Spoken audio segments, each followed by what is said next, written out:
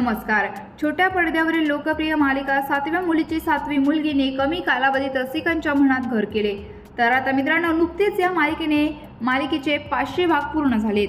या मालिकेत रोज नवीन ट्विस्ट आणि रहस्य उलगडताना दिसत आहे. नुकतेच नेत्रा अस्तिकाचा वध करते.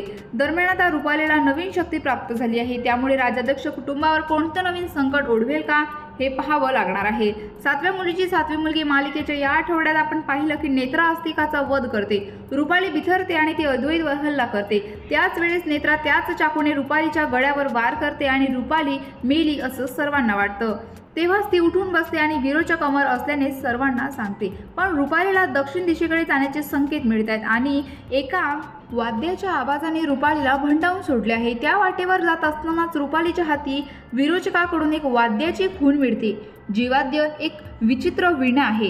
तर मित्रांनो, विचित्र वीणाच्या सूर्योदयापासून सूर्यास्तापर्यंत रुपाली वादन करताना तिच्या हातातून खूप रक्त येते.